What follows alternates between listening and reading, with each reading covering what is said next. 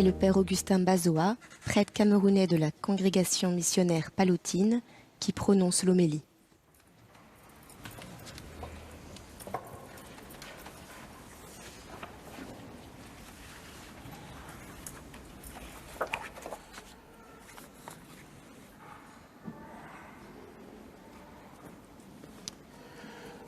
À l'heure où beaucoup s'en vont en vacances, cet évangile de l'envoi en mission des 72 signifie-t-il que Jésus ne nous laisse pas le temps de nous reposer et de profiter de la vie? Jésus, en choisissant 72 nouveaux disciples, agrandit le cercle des missionnaires autour de lui. Où que nous soyons, nous sommes tous appelés à participer à la mission de l'Église. Je suis moi-même le fruit de l'expérience missionnaire de l'Église.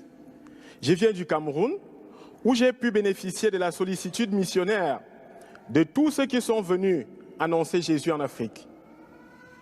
De tous ceux-là qui sont venus frapper aux portes des terres africaines et qui y ont construit des dispensaires et des écoles, et qui ont baptisé tant d'hommes et de femmes. Et à mon tour, j'ai été envoyé en mission au milieu des terres françaises pour annoncer Jésus. Le pape François nous invite tous à aller vers les périphéries de l'existence humaine. Ces périphéries sont pourtant parfois si près de nous. C'est le voisin pour nous anonyme à qui nous ne pensons pas toujours dire bonjour. Ou bien cette personne âgée, toute seule dans son appartement, à qui personne ne rend visite. La mission est inhérente à la nature même de l'Église et elle engage tous ses membres et pas seulement les prêtres. La première mission que Jésus confie à ses nouveaux disciples est d'aller en avant de lui.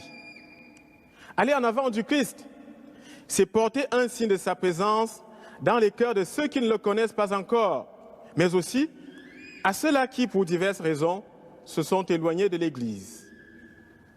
Aller en avant du Christ, c'est peut-être avant tout être messager de la paix de Dieu, afin que s'accomplisse cette promesse faite par Dieu dans la première lecture. Voici que je dirige vers elle la paix comme un fleuve. Le grand défi des apôtres de Jésus a été de faire advenir la foi en Jésus où elle n'avait jamais existé. Notre mission à nous, disciples missionnaires aujourd'hui, est aussi de raviver la foi là où elle a été déconstruite et abîmée.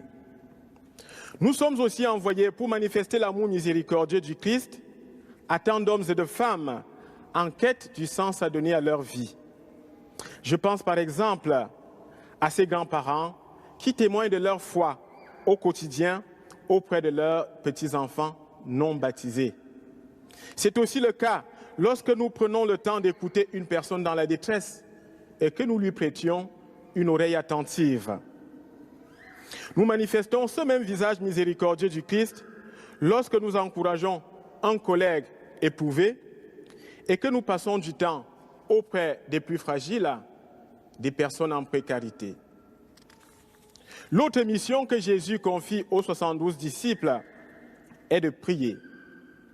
Priez donc le maître de la moisson d'envoyer des ouvriers pour sa moisson. Souvent, quand nous entendons parler de mission, nous nous imaginons des actions extraordinaires. Voici une action missionnaire toute simple, à la portée de chacun, la prière. Chez soi, à certains moments prévus de notre journée de vacances, à des heures fixes, devant une bougie allumée ou une icône. Prier, une action simple, mais pas banale. Un temps de gratuité envers le Seigneur. Oui, nous sommes invités à prier pour que de nouveaux disciples missionnaires répondent à l'appel de Dieu.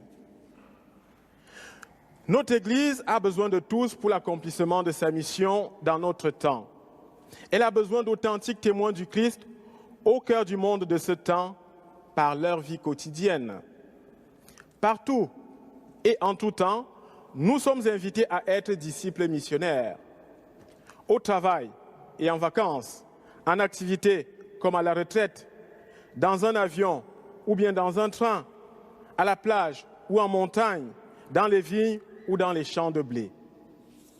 C'est vrai, Prendre part à la mission de l'Église peut parfois nous paraître lourd. Nous pensons généralement que nous ne sommes pas à la hauteur du service qui nous est demandé. Si Jésus envoie ses disciples 2 par 2, cela signifie que nous ne sommes pas seuls. L'Esprit Saint nous accompagne, d'autres y prennent part avec nous, et le Christ est lui-même avec nous. La magnifique fresque sur les murs du cloître de cette église met en image la grandiose parole de l'Apocalypse. Voici que je me tiens à la porte et je frappe. Si quelqu'un entend ma voix et ouvre la porte, j'entrerai chez lui. Je prendrai mon repas avec lui et lui avec moi. Le Christ Jésus vient jusqu'à nous pour nous donner la vie de Dieu. Alors, devenons à notre tour des messagers de sa bonne nouvelle pour notre monde.